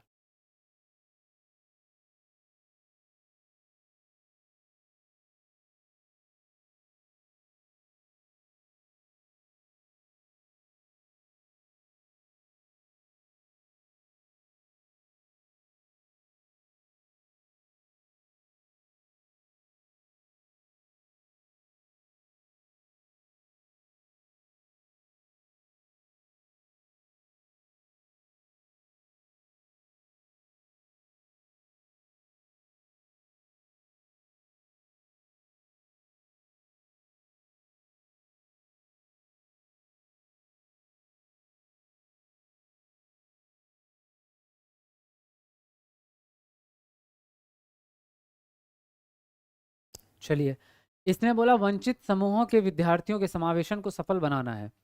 तो जब भी इस तरह का प्रश्न आए तो आपको दिमाग ये लगाना है कि बात समावेशी शिक्षा की है, ना कि वंचित बच्चों की। चाहे वो प्रश्न वंचित समूह को मिलाने का हो, चाहे वो पिछड़े बच्चों को मिलाना का हो, चाहे वो दिव्यांग बच्चों को मिलाना हो, आपको दिमाग में एक ही बात रखनी है कि समावेशी शिक्षा का पालन करना है। और समावेशी शिक्षा में एक बात सबसे कॉमन होती है कि सभी बच्चों के लिए फ़ायदा होना चाहिए। क्या? सभी बच्चों को फ़ायदा होना चाहिए, तभी आपकी समावेशी शिक्षा सही है। तो शिक्षकों को अलग अलग प्रकार की गतिविधियों के माध्यम से उनकी संस्कृति के विभिन्न पहलुओं को शामिल करना है। ये आंसर आपका सही जाएगा। जब आप विभिन्न प्रकार के एक्टिविटीज़ करते हैं तो आपके सभी बच्चे उसमें शामिल हो जाएंगे। उन्हें सांस्कृतिक गतिविधियों में भाग लेने के लिए हतोत्साहित कर रहे हो यानी मना कर रहे हो तो गलत हो जाएगा। आप यहाँ उन्हें सांस्कृतिक गतिविधियों में भाग लेने के लिए तो आपने प्रोत्साहित कर दिया, लेकिन पढ़ाई के लिए मना कर दिया। तो स्कूल में बच्चा आ रहा है तो केवल एक्टिविटी करने तो आ नहीं रहा, पढ़ेगा भी तो दोनों चीज़ों पे ध्यान रखना पड़ेगा, तो ये भी गलत। और ट्यूशन तो हमारे लिए हमेशा ही गलत रहेगा। ट्यूशन का तो कोई प्रावधान हमारी शिक्षा में है ही नहीं, तो ये तो नेगेटिव ही रहेगा। पहला ऑप्शन यहाँ पर सही जाएगा। अगला प्रश्न क्या कहता है, समावेशी शिक्षा की प्रमुख शिक्षा शास्त्रीय रणनीति क्या है। सहयोग है, पृथक्करण है, नकारात्मक भेदभाव है, या फिर नामीकरण। बताएंगे आप कौन सा ऑप्शन इनमें से सही जाएगा।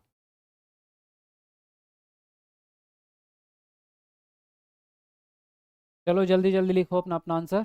और 1000 लाइक हमारे कंप्लीट करवाओ भाई, जल्दी क्लास खत्म होने से पहले 1000 लाइक हो जाने चाहिए। तो जिसने नहीं किया कमेंट को नीचे करके लाइक करते रहो। हाँ जी, लिखो जल्दी जल्दी। यूपीटेट का पेपर 1 CDP कब होगा? उसको भी बस 1-2 दिन में कर ही रहे हैं हम।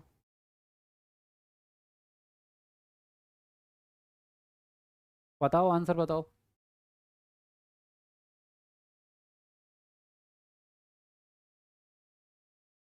कोलैबोरेशन, ये ऑप्शन आप दे रहे हैं ज़्यादातर लोग, तो आपका सही है आंसर। समावेशी शिक्षा के लिए सहयोग ज़रूरी है क्योंकि मिलजुल के सीखेंगे, है ना। पृथक करना तो अलग को करते हैं कि बच्चों का बंटवारा कर रहे हैं, इसमें भेदभाव कर रहे हो।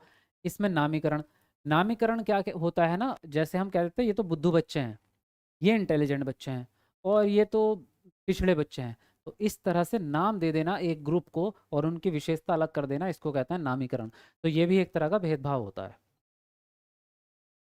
अगला प्रश्न है आपका, एक शिक्षक को वंचित समूहों के विद्यार्थियों के समावेशन के लिए क्या करना चाहिए।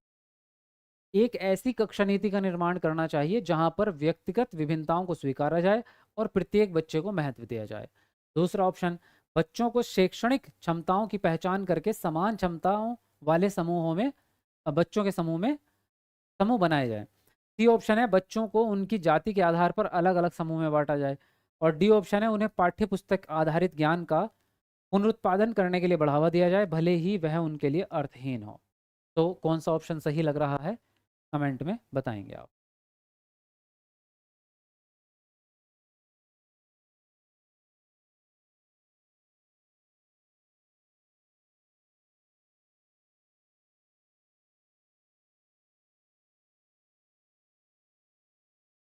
जी, फटाफट अपना आंसर लिखेंगे, और नए लोग जो भी हैं वो चैनल भी सब्सक्राइब कर लो, तभी आपको जो है आने वाली क्लासेस का बेनिफिट मिल पाएगा। बहुत ज़बरदस्त क्लास होने वाली है।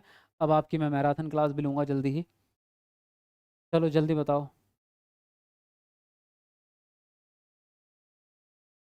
आपके सीखने सिखाने के तरीके को मैं सैल्यूट करती हूँ। अच्छा, थैंक यू जी। चलिए देख रहे हैं। इसने बोला एक शिक्षक को वंचित समूह के बच्चों को समावेश करना है। मैंने आपसे अभी पिछले प्रश्न में क्या बताया था, आपको ध्यान देना है समावेशन पे, ना कि बच्चों पे। मतलब एक प्रकार के बच्चों पे नहीं, बल्कि आपको ध्यान देना है कि हमें समावेशन करना है। और समावेशन में एक ही बात कॉमन है, सभी बच्चे इंक्लूड होना ज़रूरी हैं, यानी प्रत्येक बच्चे को महत्व मिल जाए। एक ऐसी कक्षा नीति का निर्माण करो जिसमें इंडिविजुअल डिफरेंसेस को आप एक्सेप्ट करें, यानी सारे बच्चों को, बच्चे अलग अलग प्रकार के हैं फिर भी उसको एक्सेप्ट कर रहे हैं आप, और हर बच्चे को फायदा हो सके इस तरह से पढ़ा रहे हैं। तो पहला ऑप्शन आपका सही जाएगा।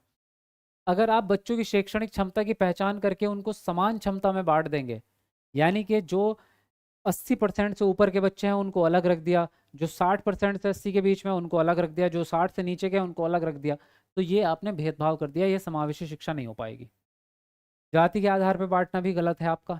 और पुनरुत्पादन जो होता है, यानी याद करी हुई चीज को ही बार बार रिपीट करना, वो भी किसी काम का नहीं है, वो भी गलत होता है।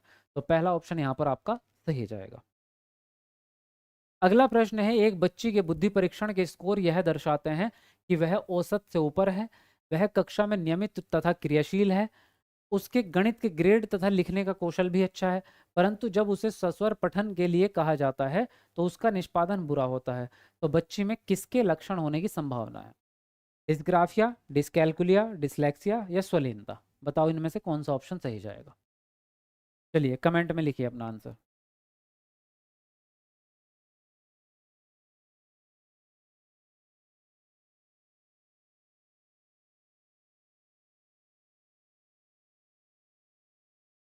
हाँ लिखिए जल्दी जल्दी अपना अपना आंसर सब लोग।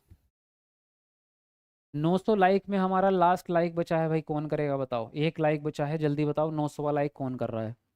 और हम देखते हैं प्रश्न को, इसने बोला क्या है। देखो इसने बहुत बड़ा प्रश्न बना दिया, लेकिन एक्चुअल में ये छोटा ही है, सिंपल सा प्रश्न, और ये है कि जब पठन के लिए बोल रहे हैं तब बच्चे का निष्पादन बुरा है। निष्पादन यानी परफॉर्मेंस।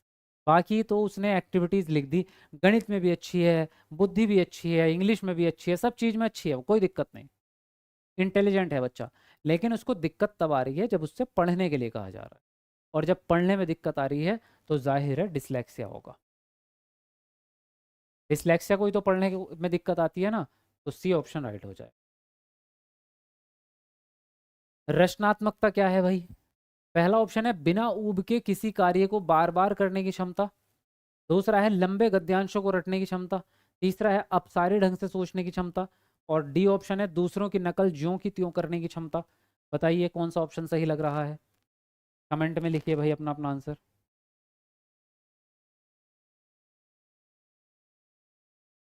मेरा सीटेट नहीं निकल रहा है सर, क्या करूं आरजू?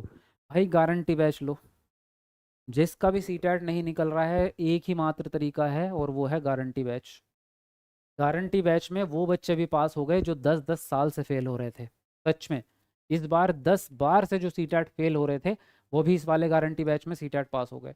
यही लास्ट ऑप्शन है भाई आपके पास, जिसको भी ये लगता है कि सीटेट नहीं निकल रहा या आप कमज़ोर हैं, एक ही तरीका है। रचनात्मकता क्या है? बिना ऊब के किसी काम को बार बार करना है? नहीं, ये रचनात्मकता नहीं है, ये तो आपका इंटरेस्ट हो गया कि भाई उस काम को करने में आपको मज़ा आ रहा है। आपको चाउमीन खाने में मज़ा आता है, रोज़ ही खाए जा रहे हो, सुबह को भी चाउमीन खा रहे हो, दोपहर को भी चाउमीन खा रहे हो, रात को भी चाउमीन खा रहे हो, क्योंकि मज़ा आ रहा है। तो ये नया थोड़ी करा आपने कुछ। हमने क्या बोला था, रचनात्मकता में नया काम होना ज़रूरी है, पुराने काम को बार बार रिपीट करोगे तो वो क्रिएटिविटी नहीं है। लंबे गद्यांशों को रटोगे, रटना भी गलत है। अपसारी ढंग से सोचना, अपसारी का मतलब ही होता है कि आप विभिन्न तरीके से सोच रहे हैं, कुछ नया काम सोच रहे हैं। ज्यों का त्यों रटोगे यहाँ पे भी सेम चीज़ हो गई। तो आंसर जो है आपका सी ऑप्शन जाएगा। क्लियर है? बोलो कमेंट में एक बार यस और नो।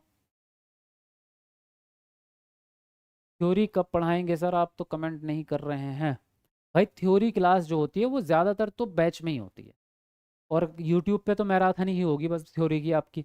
बाकी अगर आपको कंप्लीट सिलेबस के अकॉर्डिंग सारी थ्योरी और सब चीज़ें सीक्वेंस से पढ़नी है तो आपका गारंटी बैच ही बेस्ट है आपका, सबसे बढ़िया। सर आप बहुत अच्छा पढ़ाते हैं जी, थैंक यू। चलिए अगले प्रश्न पे बढ़ते हैं। कह रहे हैं सामाजिक रचनात्मक परिप्रेक्ष्य में सीखने को किस प्रकार देखा जाता है? पहला ऑप्शन है सक्रिय और सामाजिक प्रक्रिया के रूप में। दूसरा ऑप्शन है ज्ञान को सक्रिय निष्क्रिय अर्जन की प्रक्रिया। तीसरा ऑप्शन है व्यवहार में अपेक्षाकृत स्थायी परिवर्तन। और डी है उत्तेजना और प्रतिक्रिया के बीच अनुबंध। बताइए इनमें से कौन सा ऑप्शन आपको सही लगता है? लिखेंगे अपना अपना आंसर। और अब आप डेली पढ़ाई करना स्टार्ट कर दो भाई। अगर सीटेट आपको निकालना ही है तो रोज पढ़ना पड़ेगा, है ना? कभी कभी से काम नहीं चलेगा, बहुत मेहनत करनी पड़ती है।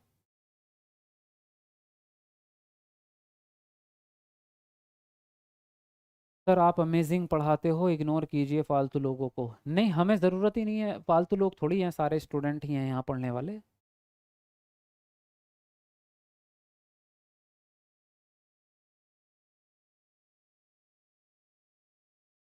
इसने बोला सामाजिक रचनात्मक परिप्रेक्ष्य में सीखने को किस प्रकार देखा जाता है। सामाजिक यानी मिलजुल के सीखना, और रचनात्मक यानी करके सीखना, किसी भी एक्टिविटी को बच्चा खुद करे।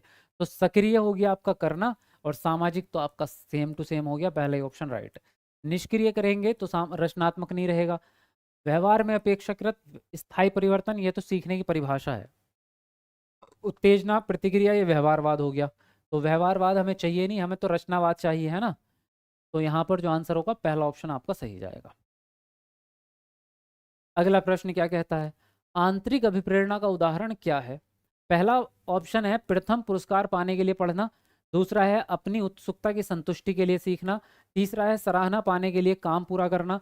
और डी ऑप्शन है साइकिल पाने के लिए प्रथम आना। बताइए इनमें से कौन सा ऑप्शन सही है आपका? कमेंट करेंगे सब लोग।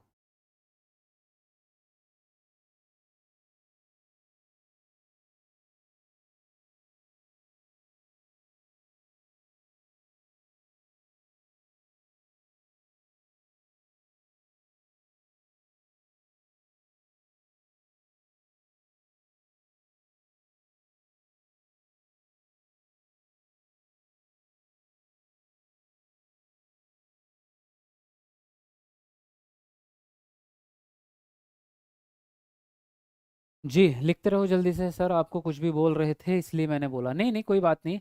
अब देखो, कुछ तो लोग होते ही हैं जो सबको तो खुश नहीं रख सकते हम, है ना? अस्सलाम वालेकुम सर, लास्ट टाइम आपका गारंटी बैच लिया था, शादी के 9 साल बाद भी पास कर लिया। वाह क्या बात है। आपका गारंटी बैच में इतना अच्छे से आपने पढ़ाया, फर्स्ट अटेम्प्ट में सीटेट पास हो गया मेरा अरीब जिलानी। वाह क्या बात है। अरीब जी कॉन्ग्रेचुलेशंस। और मुझे आपका नाम याद है बिल्कुल अच्छी तरह से, सेमिनार में आप आए थे। क्यों अरीब जी, आप वही हैं ना जो सेमिनार में आए थे? और आपकी बेटी को साइकिल भी इनाम में मिली थी, मुझे पूरा पूरा याद है, ऐसा कुछ है, शायद आप वही हैं। चलिए बहुत बढ़िया, कॉन्ग्रेचुलेशंस। देखिए इसने बोला आंतरिक अभिप्रेरणा का उदाहरण क्या है। इंटरनल मोटिवेशन मैंने आपको कल बताया था। इसके अंदर आपके 4 चीज़ें आती हैं। अगर 4 चीज़ें मैं यहाँ पे लिखी दूँ तो आपको ज़्यादा आसानी हो जाएगी, है ना? नंबर 1, उस काम को करने में आपकी रुचि होनी चाहिए। नंबर 2, उस काम को करने में आपको मज़ा आना चाहिए, यानी आनंद आना चाहिए। नंबर 3, आपको उस काम को करके संतुष्टि मिलनी चाहिए। किसी काम को करके आप संतुष्ट फील करते हैं तो आप अपने मन से ही कर रहे हैं। नंबर 4, आप अपनी योग्यता बढ़ाने के लिए कोई काम कर रहे हैं। अगर ये 4 बातें आपको दिखाई दे जाएं किसी भी ऑप्शन में तो वही ऑप्शन आपका आंतरिक अभिप्रेरणा के हिसाब से राइट हो जाता है। ठीक है, ये मेरी ट्रिक्स हैं, मैं इनको छांट के निकालता हूँ। वैसे तो किताबों में तो पूरे 4 पेज पढ़ते रह जाओगे आप। प्रथम पुरस्कार, पुरस्कार बाह्य अभिप्रेरणा होती है। अपनी उत्सुकता की संतुष्टि के लिए, देखो ये रहा, आपको मिल गया सीधे टैग वर्ड। सराहना पानी है यानी तारीफ सुनने के लिए कर रहे हैं आप, तो भी गलत ही है, आप बाह्य अभिप्रेरणा पे हैं। इनाम पाने के लिए कर रहे हैं तो भी बाह्य अभिप्रेरणा है। तो सेकंड ऑप्शन यहाँ पर आपका सही गया। क्लियर है बात, समझ में आ गई बात आपको? जी आपको कोई कुछ बोले तो मैं सुनूंगी नहीं सर जी। आप मेरे गुरु हो। आप ही मोटिवेट होती हूँ आपसे। चलिए, थैंक यू वेरी मच, कोई बात नहीं, लेकिन ऐसा कोई कुछ नहीं बोल रहा है अब। जी, चलिए आगे बढ़ते हैं। अगला प्रश्न है कथन ए। प्रभावी शिक्षण में छात्रों के साथ सकारात्मक संबंध बनाना और उनकी भावनात्मक ज़रूरतों को महत्व देना शामिल है। तर्क है भावनाएं और सीखना परस्पर संबंधित है। तो इन दोनों में से बताओ कौन सा ऑप्शन राइट है, उसके हिसाब से बताएंगे आप अपना आंसर। चलिए लिखिए अपना अपना आंसर। सर जी मेरा गिफ्ट रह गया है, शिव कुमारी। भाई गिफ्ट उसी को मिला जो सेमिनार में प्रेजेंट था, अब जो नहीं आया उसको कैसे मिलेगा? तो अब आप अगले सेमिनार में आइए, तब आपको गिफ्ट मिलेगा।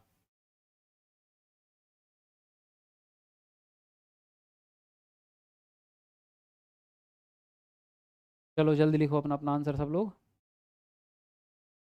और 1,000 लाइक हमारे होने ही वाले हैं भाई, तो जल्दी से लाइक कर दो, जिसने नहीं किया कमेंट को नीचे करके एक बार लाइक कर दो। गारंटी बैच में एक बार में ही ब्लाइंड स्टूडेंट हूँ सर, सीटेट पास किया है। वाह बहुत बढ़िया। हाँ वहाँ पे भी आए थे 2 लोग, मुझे नहीं पता कि आप ही थे वो या कोई और। सेमिनार में भी 2 लोग आए थे, ब्लाइंड पर्सन थे, दोनों ने सीटेट पास किया था इसी वाले गारंटी बैच में। इन्होंने बोला प्रभावी शिक्षण के छात्रों के साथ सकारात्मक संबंध बनाना है।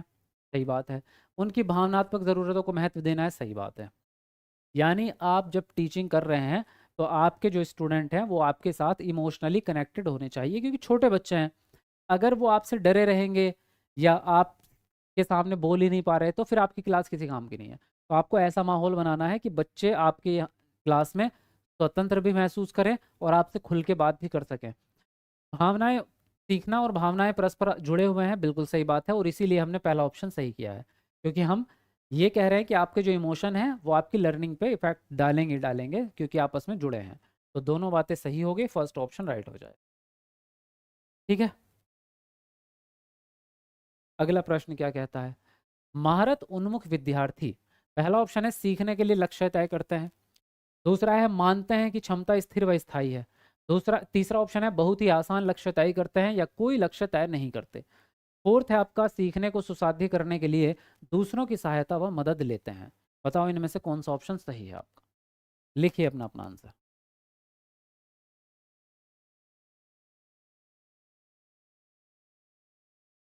हाँ जी लिखो जल्दी जल्दी।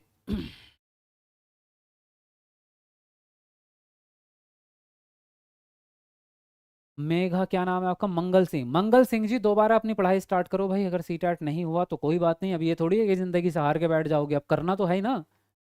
तो इस बार फिर से तैयारी करो, नया आपका पढ़ाई स्टार्ट हो चुकी है, तैयारी करो, बात खत्म। जी लिखिए अपना अपना आंसर सब लोग।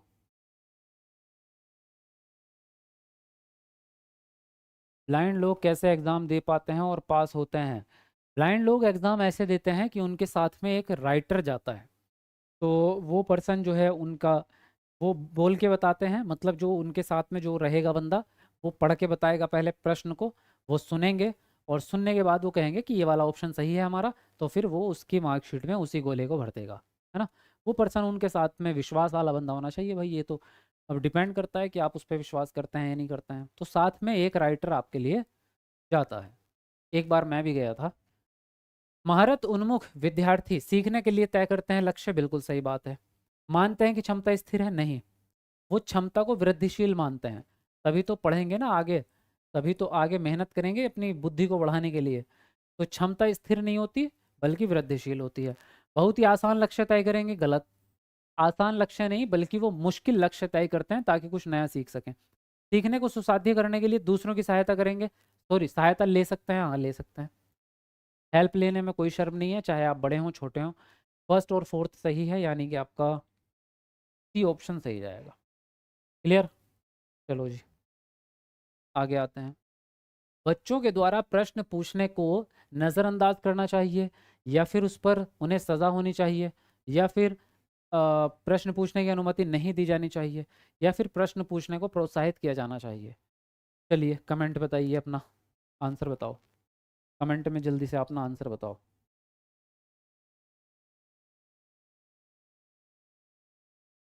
1000 लाइक में हमारा लास्ट लाइक बचा है भाई, बताओ कौन करेगा 1000 वाला लाइक पूरा जल्दी। कमेंट को नीचे करके जल्दी 1000 वाला लाइक कर दो, कौन है वो लक्की पर्सन। और अब रेगुलर आपको लाइव क्लास में डेली ही आना है। हमारी लाइव क्लास शाम 7 बजे स्टार्ट होती है। अगर कोई नया स्टूडेंट है तो नोट कर लो टाइम। अगर आपने डेली लाइव क्लास कर ली ना तो ज़बरदस्त तैयारी आपकी हो जाएगी। आप एक ही क्लास में पता चल जाएगा, आज की क्लास देख के ही पता लग जाएगा आपको कि किस लेवल की पढ़ाई होती है। इतना मज़ा आता है ना पढ़ाई में, आसान तरीके से सारी चीज़ें सीखते चले जाओगे। तो रोज़ लाइव आना है आपको, है ना। बोलो लाइव आओगे ना डेली, एक बार कमेंट में यस लिखो जल्दी से। जो जो लाइव डेली आएगा बोलो। सर मैं भी आई थी सेमिनार में। अच्छा बहुत बढ़िया, वहाँ तो हज़ारों लोग आए थे, बहुत सारे लोग आए थे सेमिनार में। बच्चों द्वारा प्रश्न पूछने को नज़रअंदाज नहीं करना आपको, क्योंकि बच्चों के प्रश्न बहुत इंपॉर्टेंट होते हैं। आपका बच्चा आपसे अगर प्रश्न पूछ रहा है तो उसके मन में कुछ विचार उत्पन्न हुए हैं, तभी आपसे कुछ पूछ रहा है। तो उसके मन में जो विचार आए हैं उसको करेक्ट करना बहुत ज़रूरी है, ये टीचर का ही काम है। सज़ा देंगे आप? नहीं। अनुमति नहीं देंगे, गलत। अनुमति देंगे आप, ये बल्कि अनुमति नहीं देंगे, बल्कि उनको मोटिवेट करेंगे कि प्रश्न पूछो आप एज अ टीचर खुद कहेंगे बच्चों से पूछो प्रश्न हमसे। बच्चे तुम्हारे दिमाग में कोई बात आ रही है तो पूछो, है ना। तो बच्चों को और मोटिवेट करना है ताकि बच्चे अपने दिमाग में और ज़्यादा सवाल उत्पन्न कर सकें और उनका चिंतन बढ़ सके। तो डी ऑप्शन यहाँ पर सही है आपका। नेक्स्ट है, विद्यार्थी प्रभावी तरीके से तब सीखते हैं जब शिक्षक, पहला ऑप्शन है उनसे किसी प्रकार की अपेक्षाएं नहीं रखते हैं। दूसरा है उनसे बहुत कम स्तर की अपेक्षाएं रखते हैं। तीसरा है उन्हें किसी तरह की स्वायत्ता प्रदान नहीं करते हैं।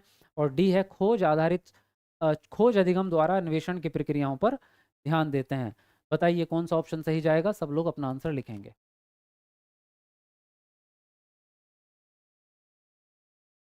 यस सर, हम डेली आने के लिए लाइव रेडी हैं। बहुत बढ़िया। कब से स्टार्ट हुआ है क्लास? कल ही स्टार्ट हुआ है भाई, एक ही दिन हुआ है अभी सिर्फ। और शाम 7 बजे डेली होता है।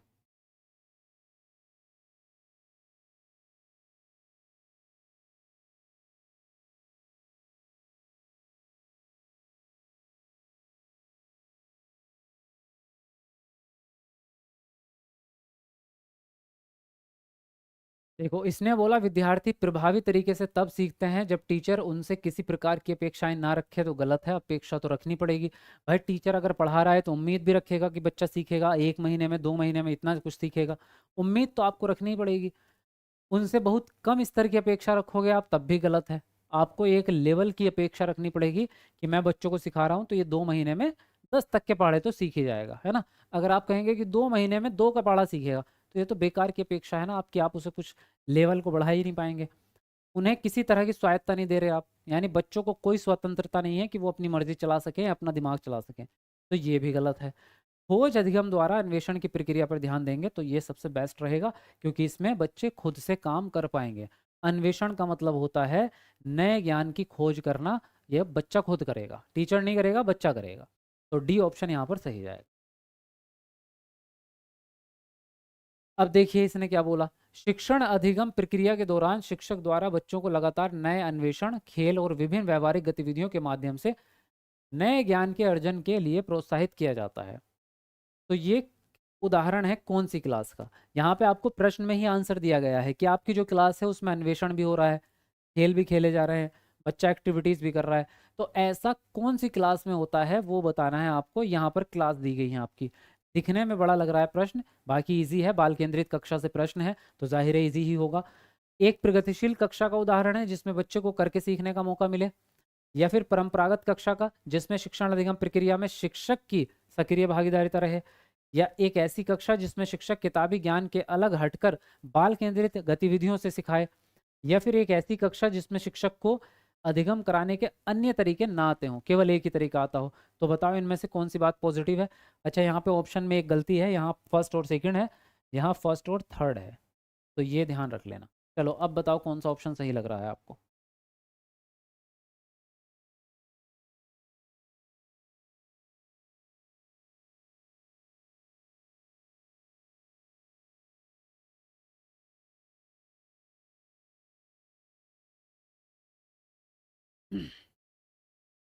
चलिए जल्दी जल्दी बताइए अपना अपना आंसर। सर गारंटी बैच का क्या फीस है? गुलाब शाह, गुलाब शाह जी आप ऐप पे जाके देख लो, वहाँ पे आपको कंप्लीट चीज़ें दिख जाएंगी। ऐसे टीचर एकेडमी का ऐप जाओ, ऐप है ऐसे टीचर एकेडमी का, प्ले स्टोर पे वहाँ से देख लो। देखो यहाँ पे आपको साफ साफ नज़र आ रहा है कि उसने बोला है ऐसी कक्षा चाहिए जिसमें अन्वेषण हो, जिसमें नए ज्ञान का सृजन हो। तो जाहिर है बाल केंद्रित कक्षा की बात कर रहा है, तो पहला ऑप्शन राइट। प्रगतिशील कक्षा है। परंपरागत कक्षा ये नहीं है, क्योंकि हम टीचर की सक्रियता पर कम ध्यान देते हैं, हमें ध्यान देना है बच्चे की सक्रियता पर। और हमें परंपरागत कक्षा नहीं चाहिए, हमें आज की या तो प्रगतिशील कक्षा या बाल केंद्रित कक्षा चाहिए।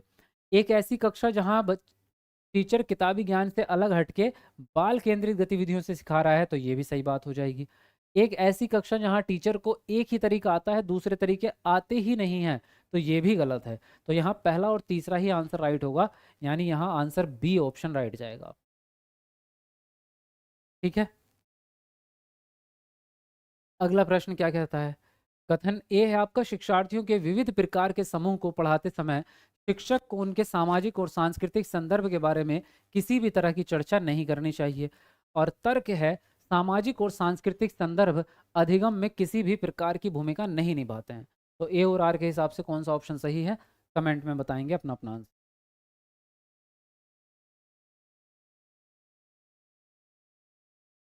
चलो जल्दी लिखो।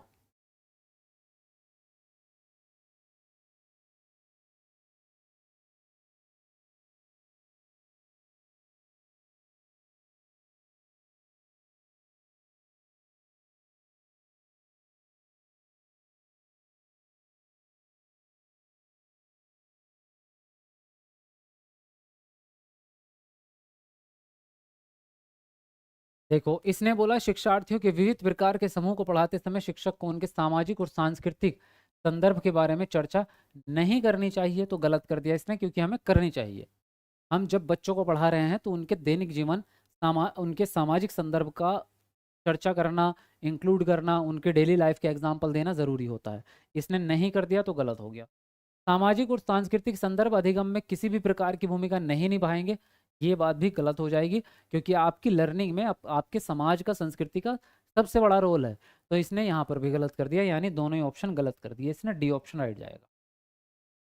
ठीक है, समझ गए बात को? चलिए, और ये आज का लास्ट प्रश्न था, यहीं पर करते हैं क्लास को फिनिश। अगर किसी को कुछ पूछना है तो आप कमेंट करके पूछ सकते हैं। बाकी वीडियो को लाइक कर दो जल्दी से एक बार कमेंट को नीचे करके, और चैनल को सब्सक्राइब कर लो जिसने भी नहीं किया। और जिन लोगों को बैच में एडमिशन लेना है, तो मैं आपको यहाँ पर अपने नंबर दे रहा हूँ अकेडमी के, इनमें से किसी भी नंबर पर कॉल करके आप अपना एडमिशन ले सकते हैं। ठीक है, अगर आप सीटेट गारंटी बैच में एडमिशन लेना चाहते हैं,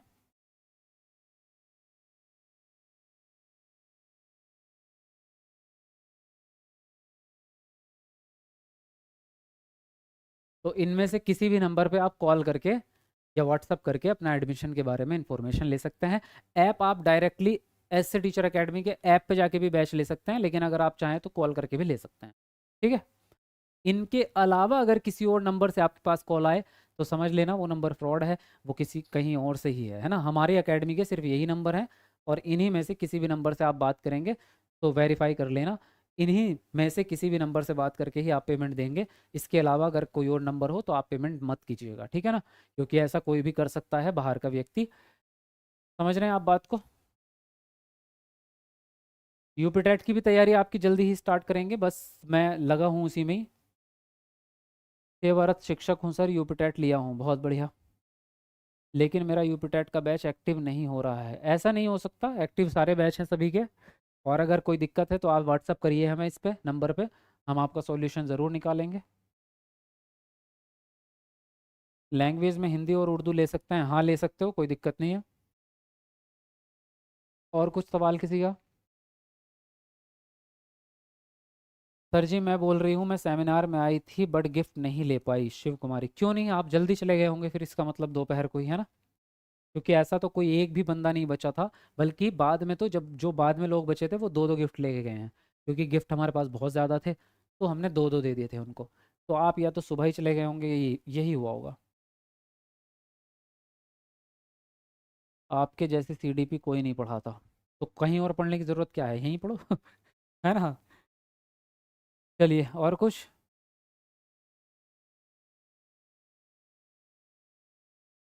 सर इस बार फिर लेना पड़ेगा क्या गारंटी? अगर आपने पहले ले रखा है तो नहीं लेना पड़ेगा आपको, उसी में अपडेट कर दिया जाएगा। सीडीपी कितना तारीख का क्लास हुआ है, क्या मतलब है, मैं समझा नहीं आपकी बात को।